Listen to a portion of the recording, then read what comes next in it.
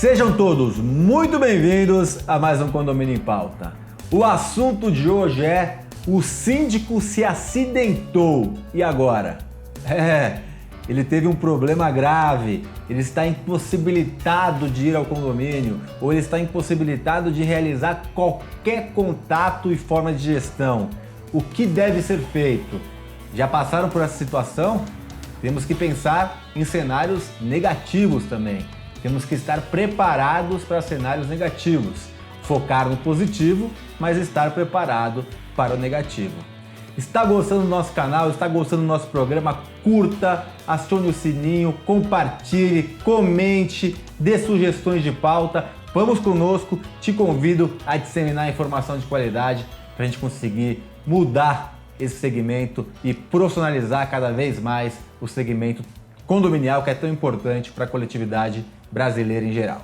Os nossos convidados de hoje são dois síndicos profissionais de sucesso, dois síndicos também com conhecimento jurídico. Temos aqui o Gustavo Oliveira. Gustavo, muito bem-vindo ao programa. Ricardo, é uma alegria estar aqui, viu? Eu agradeço o convite. Eu que agradeço, nós que agradecemos. E o Ricardo Costa Almeida. Ricardo, bem-vindo novamente ao programa. Eu que agradeço, Ricardo, mais uma vez poder estar aqui. Gustavo, síndico se acidentou. E agora? Alguém tem que pedir socorro para ele, né? Não tem jeito, tem que socorrer. Tá no chão ali, né? Coitado, tem que socorrer o homem. Temos um corpo estendido no chão. Bom, brincadeiras à parte, independente do motivo de ausência prolongada do síndico, tem que ter ali, o condomínio não pode ficar à deriva, né? E falando do ponto de vista legal, a gente vê ali no Código Civil diversas obrigações legais pro síndico em específico. Mas ali o corpo diretivo, que é formado pelo síndico, conselho e subsíndico, na parte do conselho e do subsíndico a gente não tem essas obrigações legais. Então, o que a gente sabe é que na prática, muitas vezes, os conselheiros e os subsíndicos não sabem o que fazer, não tem nenhuma definição de como tocar ali o condomínio na ausência do síndico. Você começou muito bem, e a gente não tem previsto no Código Civil a figura do subsíndico, e muitas pessoas, muitos condôminos acreditam que na ausência do síndico, quem assume é o subsíndico. Isso, primeiro, que nem tem subsíndico no Código Civil. Segundo, fazendo um paralelo, nós temos também no Brasil, nem quando o presidente sai do país, é um hábito, né? O subsíndico assumir a gestão, né? Ou quando o governador ou o prefeito, isso é um hábito. Mas isso não está previsto em legislação. Ainda mais nos tempos modernos, a gente não está falando de acidente agora, mas é só um paralelo que eu acho interessante para o nosso público. Você conseguiria, viajando, fazer qualquer tipo de gestão como presidente, como governador e como síndico. Mas no caso de acidente, trazendo aqui para o nosso síndico Ricardo, não tem nada previsto, né, Ricardo? E o ideal é que tenha alguma coisa na convenção direcionando, correto? É verdade, Ricardo. Realmente, a legislação civil, ela não prevê a figura do subsíndico. Mas nós temos legislação federal, que é a Constituição, e a infraconstitucional, que é o Código Civil. E abaixo dela, nós temos a Convenção Condominial. Se estiver previsto na Convenção Condominial, que é um conjunto de normas para condomínios, se ali estiver previsto a figura do subsíndico, esse subsíndico será também eleito como síndico. E ele poderá assumir as funções do síndico, no caso que o síndico se afaste por período superior ao previsto na convenção. Porque é a convenção que vai determinar o período máximo que o síndico poderá ficar afastado. Isso você falou muito bem. Porque também existem convenções com a escrita bem doída, né? Onde prevê a eleição do subsíndico, mas não está descrito as suas funções. Então, o correto é estar descrito que na ausência do síndico, pós determinado período, ou no falecimento, infelizmente, síndico morre também, né? Tive um caso de um síndico que faleceu, que estava previsto que por 30 dias assumiria o presidente do conselho, ou o conselheiro mais velho, não me lembro, na época, e chamaria uma eleição para uma nova sindicatura. Vale lembrar que o síndico é eletivo, né? Normalmente o subsíndico ou o conselheiro mais velho ou o conselheiro mais antigo, ele assume por um período, a convenção, isso não está em legislação, mas a convenção dá um período, normalmente 30 dias, para chamar uma assembleia para um novo síndico ser eleito. Mas temos casos um pouco mais complexos, e trazendo o Gustavo de volta para o nosso bate-papo, que é o síndico, por exemplo, quebrou as 2 pernas, um exemplo.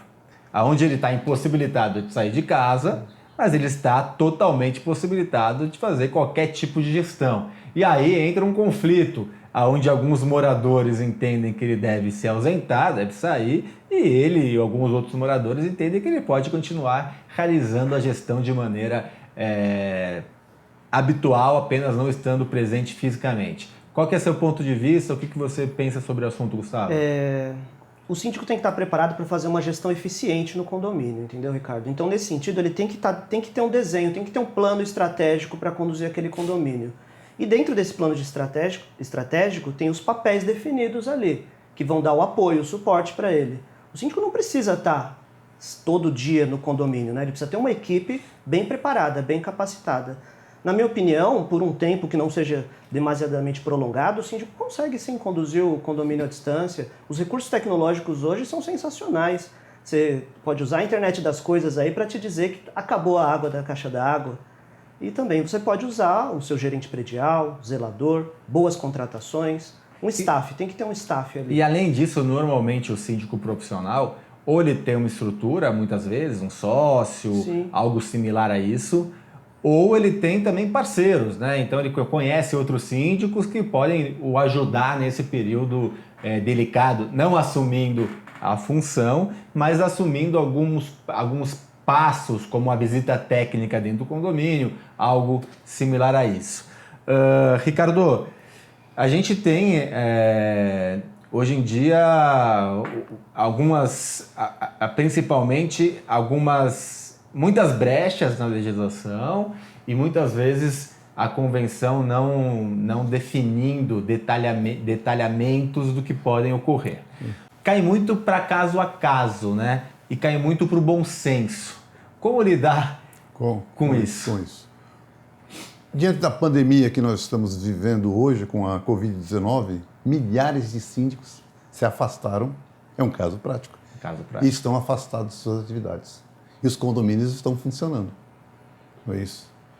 Funcionam como? As administradoras são muito importantes. O síndico tem que ter uma parceria muito forte com a administradora para que ela auxilie nesse sentido. O zelador, o gerente predial, as terceirizadas do síndico são muito importantes. Então, os síndicos têm que estar conversando com todos simultaneamente. Assim, há casos que não tem como o síndico prever. Ele acidentou no acidente de trânsito, está inconsciente, em coma. Pronto. O conselho vai ter que decidir. O conselho tem que decidir, né? Mas o síndico, tendo condições de delegar, foi afastado aí, tem que ficar no apartamento dele por Covid-19, isolado. Ele tem condições de administrar o condomínio remotamente. Mesmo que seja por 14, 15 dias. Agora, se ele estiver num nosocômio lá e totalmente isolado, não tem como. Aí é a figura realmente do conselho do condomínio que terá que se reunir, auxiliado pela sua administradora, por isso que é muito bom ter uma boa administradora. Né? Um jurídico muito forte, ou dentro da administradora, né, consultivo, ou fora, mas o jurídico nesse momento é crucial. Né? Eu diria que o jurídico é 70% do segredo do negócio. Por quê? Todos nós sabemos que um condomínio, ele assemelha ser uma empresa, mas não é uma empresa.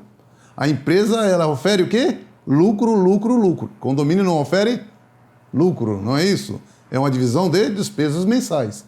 Porém, se o gestor do condomínio não souber administrar o condomínio para ele baixar os custos, abaixar os custos, manter os custos, a empresa quebra. Aí onde entra também o jurídico, que é muito importante o jurídico. Ele vai ficar monitorando os condôminos inadimplentes, aqueles contratos que são abusivos, leoninos, e ele vai tomar medidas jurídicas para restabelecer a ordem jurídica do condomínio, sempre protegendo o interesse maior, que é o interesse do cliente dele, que é o condomínio.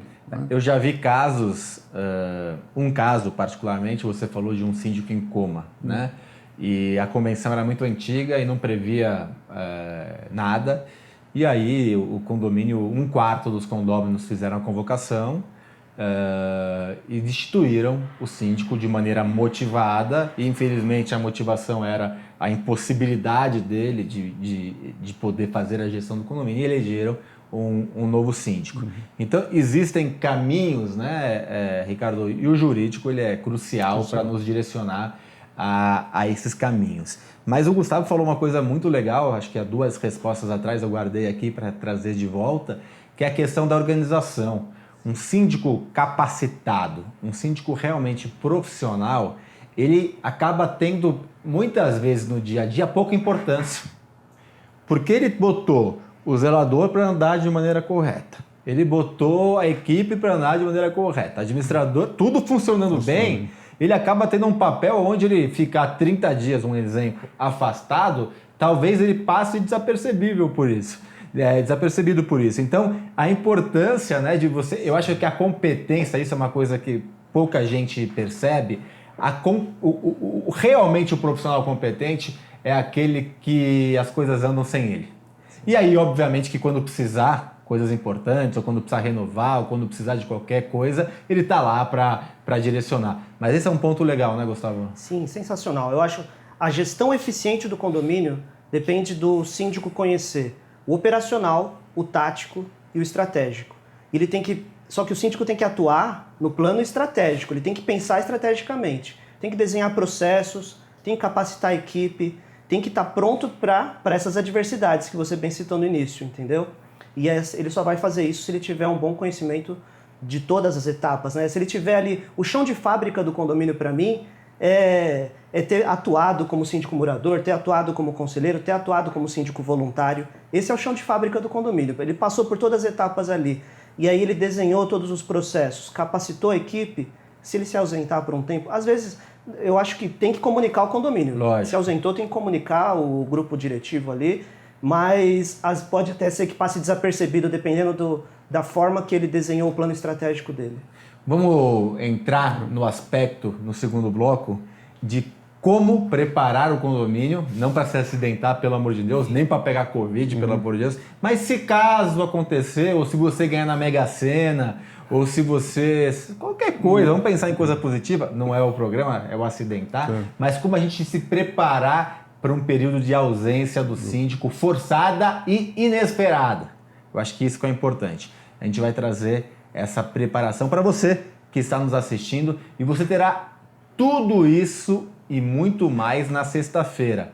Não perca e curta e compartilhe e nos ajude a disseminar informação de qualidade. Até semana que vem.